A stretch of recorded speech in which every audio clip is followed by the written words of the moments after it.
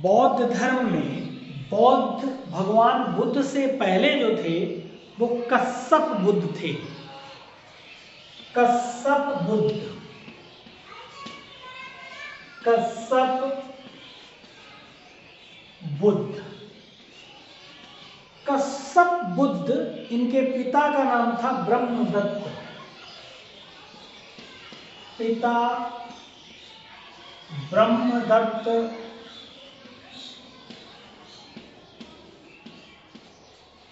माता का नाम था धनवती।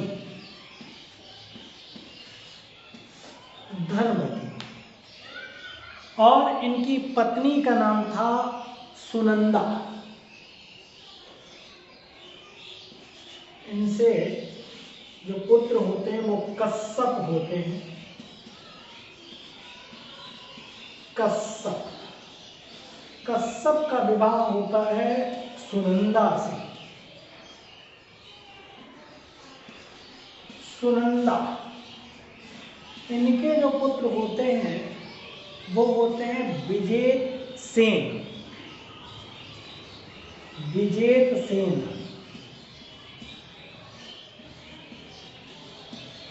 विजेत सेन। एक लंबा गृहस्थ जीवन व्यतीत करने के बाद कश्यप बुद्ध ने संन्यास का मार्ग अपना लिया था। जिस प्रकार से इनके उत्तराधिकारी के रूप में भगवान बुद्ध आए सिद्धार्थ के रूप में, उन्होंने भी, उनकी जो पिता थे शुद्धोधन थे, माता जो थी वो महामाया थी, और इनकी पत्नी जो थी वो यशोधरा थी, और उनके बेटे राहुल थे। ठीक उसी तरीके से कश्यप बुद्ध भी हैं।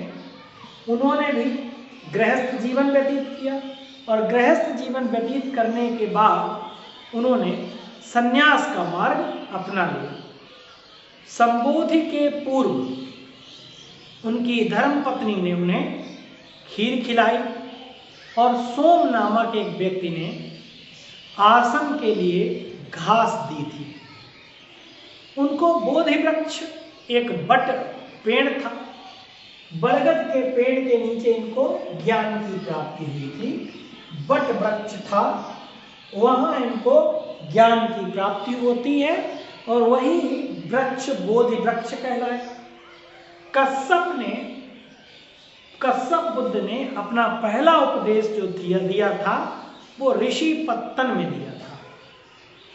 इनके शिष्य थे तिस्स और भारद्वाज।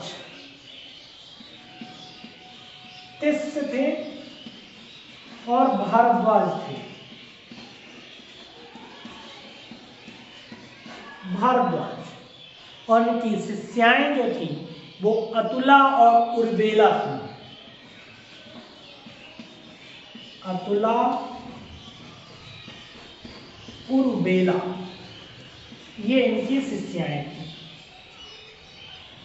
इन्होंने, जब इनको कश्यप के काल में ही बोधिसत्व का जन्म एक ब्राह्मण के रूप में हुआ था जिनका नाम ज्योतिपाल था। कश्यप का परिनिर्माण काशी के सेतव्य उद्यान में हुआ। फाहियान और वैनसांग भी कश्यप बुद्ध के तीर्थ स्थलों की चर्चा करते हैं अपने द्वारा लिखित ग्रंथों में। तो एक कश्यप बुद्ध जो थे वो भगवान बुद्ध से पहले आए थे। बौद्ध मान्यताओं की बात करें तो इनके बाद कौन आते हैं? सिद्धार्थ आते हैं। लुम्बिनी नामक स्थान पर इनका सिद्धार्थ का जन्म होता है, और सिद्धार्थ ने 6 वर्ष की कठिन तपस्या के बाद ज्ञान की प्राप्ति की, और बौद्ध धर्म के बारे में सभी को दुख क्या है, दुख से निजात कैसे पाएं, इसके बारे में इन्होंने बताया। बुद्ध के उत्तराधिकारी मैत्रेय होंगे जो भविष्य के बुद्ध होंगे। अब इनके उत्तराधिकारी के रूप में अगर कोई आने वाला है, वो आएंगे मैत्रेय।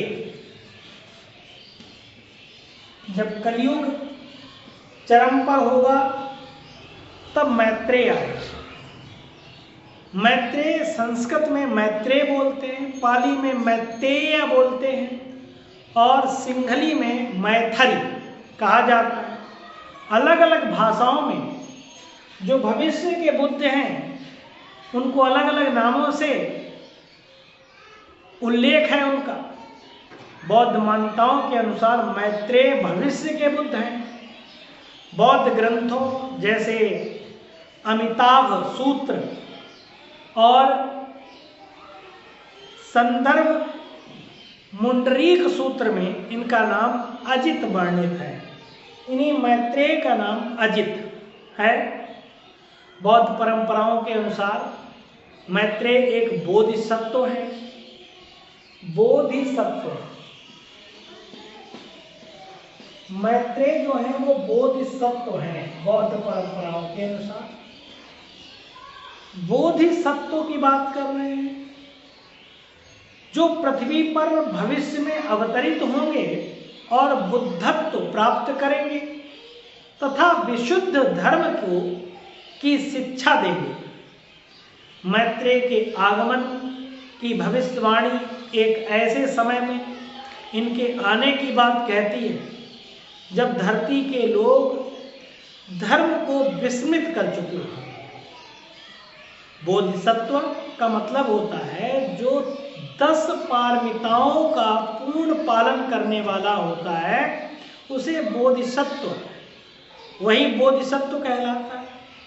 बोधिसत्व जब 10 बलों या भूमियों मुदिता, विमला, दीप्ति, अचिस्मृति, सुदर्ज्या, अभिमुखी, दूरंगमा, आचल, साधुमती, धम्म मेधा को प्राप्त कर लेते हैं तब गौतम बुद्ध कहलाते हैं। बुद्ध कोई नाम नहीं है। बुद्ध का मतलब ज्ञान है। जिसको बोधिसत्व प्राप्त हो जाता है वही प्रबुद्ध कहलाता है। वो प्रबुद्ध कहलाएगा। जैसे कश्यप बुद्ध हुए, ज्ञान की प्राप्ति हुई तो कश्यप बुद्ध बने, सिद्धार्थ से गौतम बुद्ध बने, और जो मैत्रेय आएंगे जब बोधिसत्व प्राप्त हो जाएगा तो प्रबुद्ध हो जाएंगे। मैत्रेय भविष्य के बुद्ध आएंगे, पूर्ण ज्ञान प्राप्त करेंगे, शुद्ध धर्म की शिक्षा देंगे, हंसते हुए बुद्धा के रूप में आएंगे और इन्हीं को लाफिंग बुद्धा के नाम से जाना जाता है। बौद्ध धर्म की मान्यताओं के अनुसार इनको लाफिंग बुद्धा कहते हैं। बौद्ध धर्म में बुद्ध से पहले कश्यप बुद्ध आए, गौतम बुद्ध आए और भविष्य के जो बुद्ध होंगे वो मैत्रेय होंगे, मैथिली, अजित, ये लाफिंग बुद्धा। बौद्ध धर्म के 8 शुभ चिन्ह पूजनीय हैं। 8 शुभ चिन्ह हैं जो कि पूजनीय है। सबसे पहले 8 हैं तो शंख हो गए,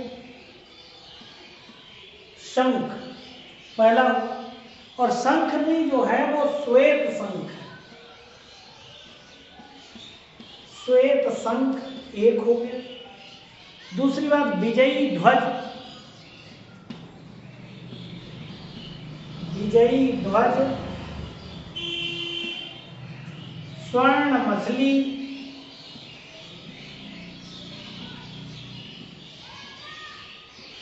स्वर्ण मछली हो गया, पवित्र छत्री हो गया,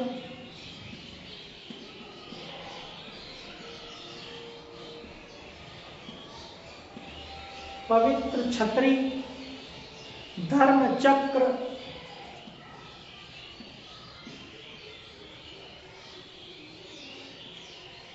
धर्मचक्र और शुभ आकृति।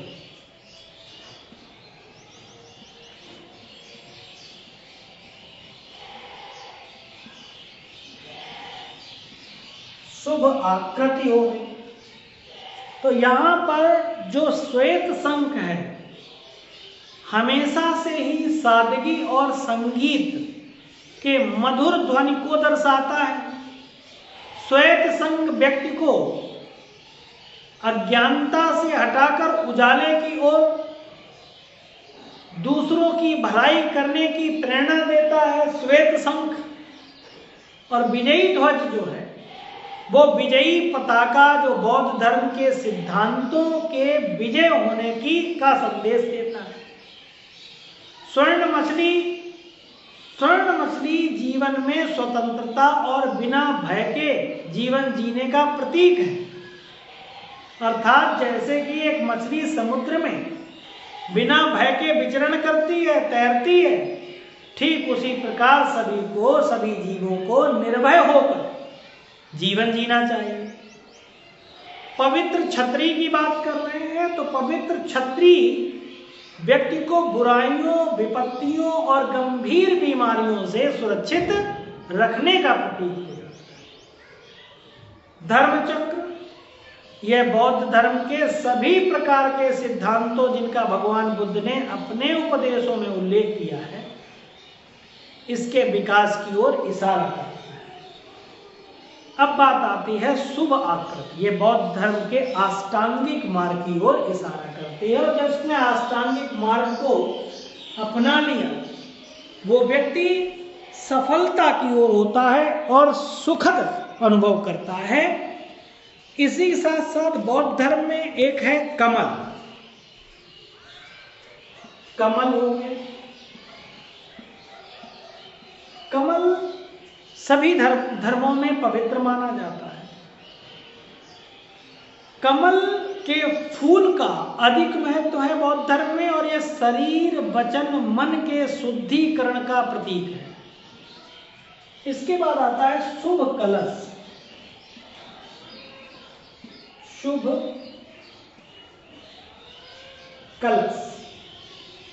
शुभ कलश जो है वो दीर्घ आयु, सुख, संपत्ति, आनंद, अनवरत वर्षा और जीवन के सभी सुखों व लाभ का प्रतीक है।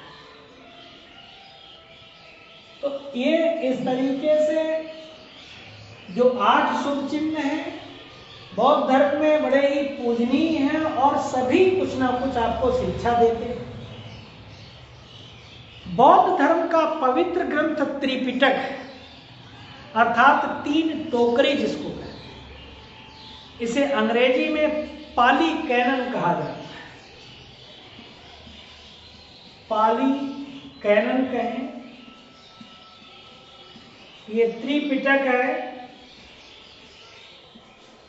पिटक, त्रिपिटक को काली जो त्रिपिटक है इसको हम पाली कैनन कहते हैं।